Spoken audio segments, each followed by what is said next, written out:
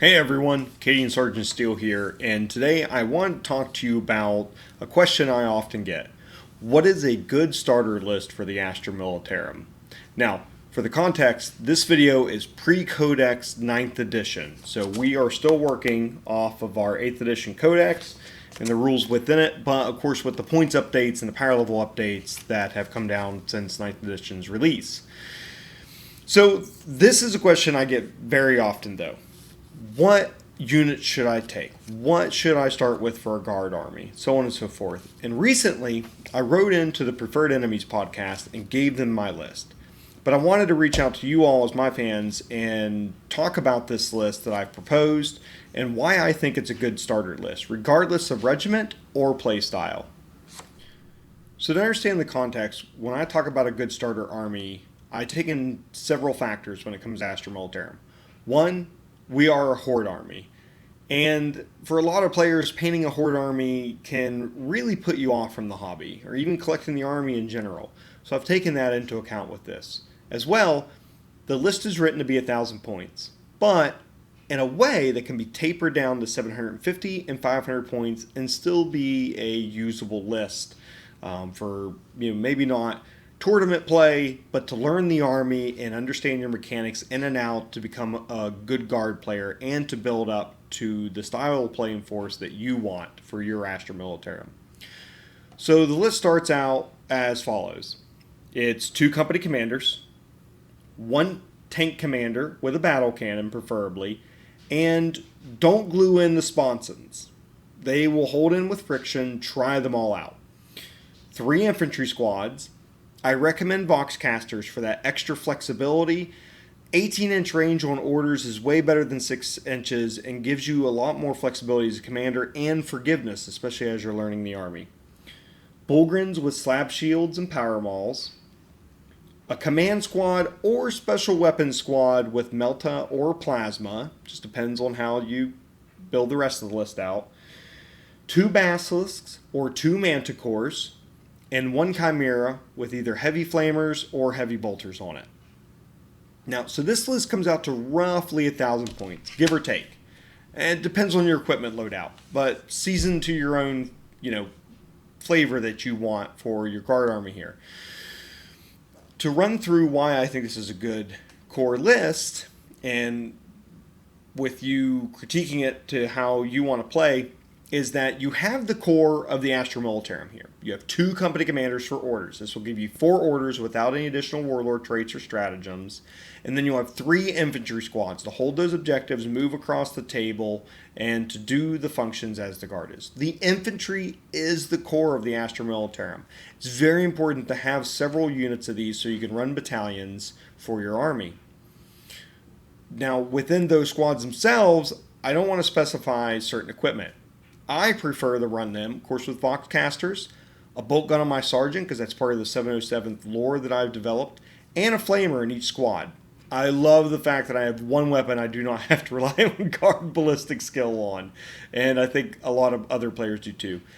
It can even be a deterrent for folks in games to charge you. Even though Overwatch is 1 command point now, they don't like that you can auto hit. Now, to go on from there, we have the 1 tank commander. Lehman Russes are an iconic element of the Astra Militarum. And what better way to have one than with a tank commander with a 3-up ballistic skill? I recommend the battle cannon because it's a well-rounded weapon. And then try out the different Sponson options. I usually take mine with 3 heavy bolters. But 2 Meltas and a heavy bolter, or 2 Meltas and a last cannon, or plasma Sponsons, all the other variations are viable also. And even with the battle cannon, that's flexible too. Maybe you want a demolisher cannon or a plasma executioner. You can try out the different options and see what works for your needs or your army, your local meta, and the way you want to play your game. Now, the next couple units are interesting. So I want to talk about the command squad and special weapons squad first. The point of that is to have a unit that's highly flexible in its movement and can carry a weapon that can really carry out a precision strike against your opponent. With plasma, you'll be taking out elite troops typically, or dealing minor damage to armor, which could be important for other things, like if you're running your army as Cadian, it could help you get overlapping fields of fire for your artillery on that same unit. Or if you're running Melta, you can do things as well like strategic reserves, or take the relic that allows you to outflank with your commander and come in on the flanks and really get your opponents off guard. Or make them always be a little bit anxious and anticipating your key move to bring that unit in and to make that strike happen. And that can be really critical for taking out armor too. It's 49 points currently. That's very cheap for a unit that could potentially kill a tank in one round of shooting. It's guard shooting though. You know, don't hold your breath. Math Hammer app, I highly recommend it. The next part is even more important. The Bullgryns with the slab shields and power mauls. Now, this is the only unit I'm going to recommend one loadout for. The slab shields will give you a 2-up armor save. When in cover, this will be a 1-up, and that's hard to remove.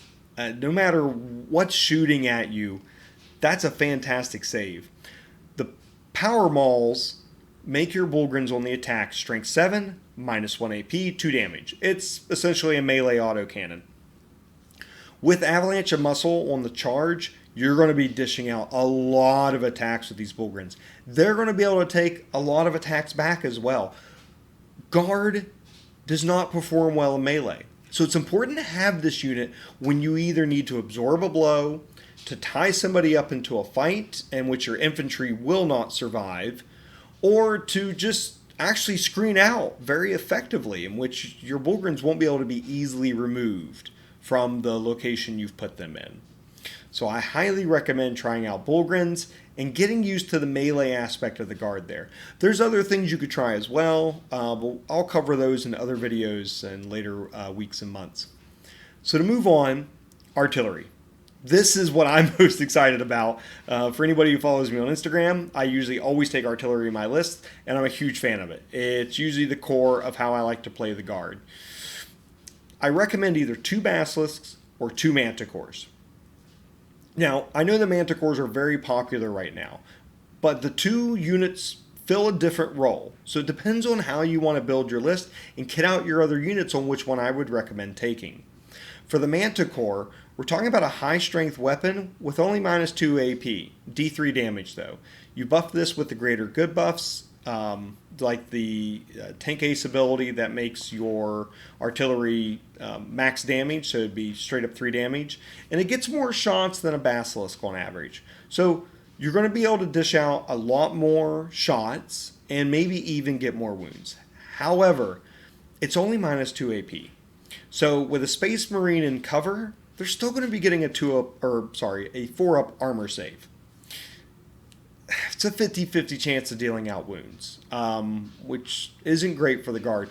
So what you might want to look at in some cases, especially if you need something that's anti-armor, is the Basilisk. Here we're going to get a high strength weapon, but with -3 AP, D3 damage. You'll get a little less shots on it, on average, no matter which regiment you take and how you might buff that. But it's going to guarantee that you get through that armor. Going back to that example, even though it's not a tank, but shooting Space Marines in cover. Now your Space Marines are only getting a 5-up save. It's a big difference. It's usually the invuln save for most other units, right? So this way you're guaranteeing that they're either only going to get a 5-up save or have to rely on their invuln save for any save at all. Making this very important. It's no line of sight. You take these units, you put them behind a 5-inch tall piece of terrain to hide them, and then just rain down on your opponents and screen it out with either an infantry squad or your Bullgryns in order to keep those units safe. Finally, there's the Chimera. Kit this out any way you want in terms of weapons. Both the heavy flamers and the heavy bolters are great options just depending on how you want to play. But this unit's key, especially for a starter army, to make sure that you have maneuverability and can get your units into key positions and keep them alive early game. Now, which units you want to put in this? I think that depends on the matchup, or it depends on how you want to run your army. Bullgryns and special weapons teams are both really great options. Stick those in there, keep them alive, push them up the battlefield. When you disembark, you get an additional 3 inches on top of your movement if you don't advance at that, and be able to really jump out of that vehicle and gain some ground while not being shot in the previous turns. Or you could put an infantry squad in there if you really need that obsec and to push forward quickly, and you're worried about just using move, move, move in order to get your troops forward. So this adds some resiliency to your army. Very important for the Guard. I have seen many games where you only take 3 infantry squads, and they're gone. Your opponent just eviscerates them, turn 1 and 2, and there's nothing left. So having something like a troop transport like a Chimera to serve also as a mobile command base for your company commander can be an excellent way to keep your units alive and to move across the battlefield into your key positions. Now, this comes out to roughly 1,000 points. Give or take on the equipment and your loadout on each of the specific units there, but overall it comes out close to that. So feel free to, deal out the equipment to fit your style of play or what the needs are based upon a couple of those unit flexibilities I mentioned earlier, like the Basilisk or the Manticore. Past that, if you want to taper this down, I would recommend to get to 500 points, remove the tank commander, 1 piece of artillery, the Bullgryns, and the command squad or special weapons squad. When you want to go back up to 750, just add in either a tank commander and the Bullgryns is a good recommendation, or an artillery piece, and the Bullgryns as well is an excellent choice. And once again, the points depend on the loadout you've taken specifically for these other units. And that'll put you near 750, and then you can add in the last units there to get you up to 1,000 points. This list is well-rounded because you have your core infantry, you're going to be trying out your tanks, you have 2 elite units that you can try out both melee and precision strikes with special weapons, and you'll have a transport. You'll really get used to all of the core elements. Then the artillery gives you that guaranteed fire. No matter where your opponent's moving around on the board or trying to hide, you're going to drop in rounds and just obliterate them from the table. So you'll get to try out all the different ways that Guard is strong and Guard performs well and has great adaptability and flexibility. So that's why I think this 1,000-point list is core and key to being successful. From here, you can adapt it any way you want. Add more Leman Russes. You want 3 of those, and you want a tank, detachment, basically a spearhead that you can run. Go for it. It also fits inside your battalion too. You probably will want to add more infantry, and so you can add 3 squads easily into your battalion, or add some veterans or other types of elite units. You may even want to consider like a Ministorum Priest to buff the Bullgryns, or even 2 more squads of Bullgryns because you like them so much and you love the melee. Or you're like me and you're kind of crazy about artillery. And so maybe you add a Colossus Bombard, a Wyvern, a Hydra. Hydras aren't completely out of the game, I'm telling you. They don't do too bad. There's a lot of units with the fly keyword, so they get that extra +1 to hit against those units. It's pretty awesome.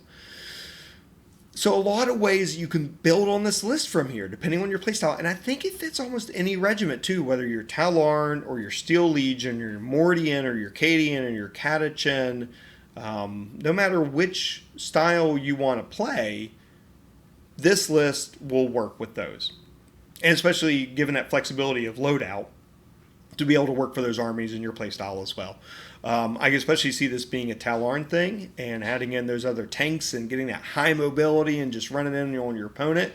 The Catachans, suddenly you may not need the Bullgryns as much because your infantry might actually be able to melee a little bit and catch your opponents off guard with that strength 4. And also your artillery is going to be able to re-roll the number of shots they have, which is really strong for Guard artillery. Or you could go with a custom regiment altogether. Maybe choose gunnery experts and jury-rig repairs, or a lot of other options to really round out this army the way you want to play it and the way that fits your play style and what you get most out of this army in the game. So that's my quick rundown of what I recommend as an excellent Astra Militarum starter army, pre-codex 9th edition. Let me know what you think of it down in the comments below, and also let me know about what other things you want to hear during these squad time videos. All right, I've been Cadian Sergeant Steele, and Cadia stands.